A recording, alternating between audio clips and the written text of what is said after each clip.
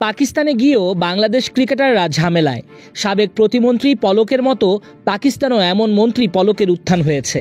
সরকারের সুবিধার জন্য বা কার্যকলাপ ঢাকতে সেখানেও চলছে ইন্টারনেট ব্ল্যাকআউট।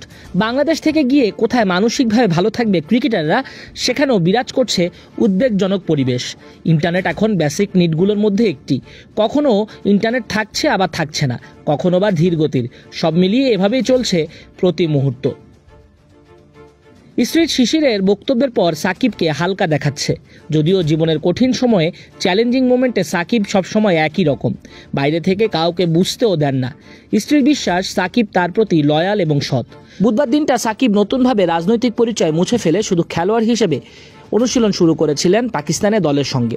কিন্তু গেল এক মাস সামাজিক যোগাযোগ মাধ্যমের কানাঘুষা ও সাবেক অর্থমন্ত্রী আহম মুস্তফা কামালের কন্যা ও বিপিএল দল কুমিল্লা ভিক্টোরিয়ান্সের মালিক নাফিসা কামালের সঙ্গে সাকিবকে দেখতে পাবার ঘটনায় বিচলিত সাকিব ভক্তসহ ক্রিকেটাঙ্গনের সকলে।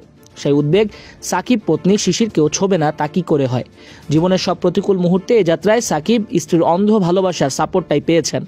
অনুশীলনে একটু মলিন মুখই ছিলেন সাকিব। আগের দিনে প্রসেস অনুযায়ী ব্যাটিংয়ের কাজটা করেছিলেন সাকিব। বৃহস্পতিবার করলেন বোলিংয়ে।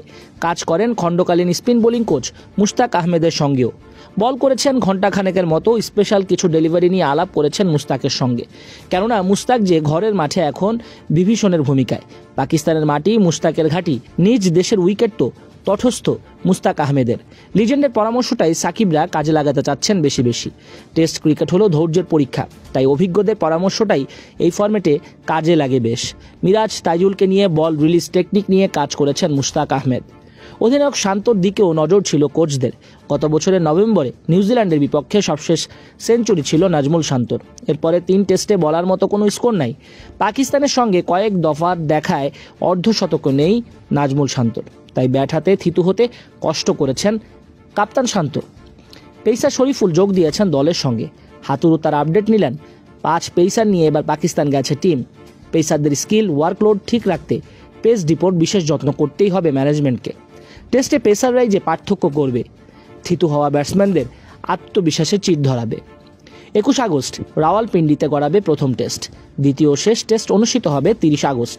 পাকিস্তানের বিপক্ষে 13 টেস্ট খেলেছে বাংলাদেশ, যার 12 টেস্টেই ভরাডুবি হয়েছে টিম টাইগার্সের। আরেক টেস্টে ড্র হয়েছিল। 2015 সালে পাকিস্তান টেস্ট ড্র করে বাংলাদেশ ঘরের মাঠে। চলমান যে পরিস্থিতি চলছে পাকিস্তানে, তাতে বাংলাদেশ ক্রিকেটারদের সর্বোচ্চ নিরাপত্তা দিচ্ছে পাকিস্তান সরকার। সময় মতো মাঠে গড়াবে আইসিসি টেস্ট চ্যাম্পিয়নশিপের অধীনে এই 2 ম্যাচ।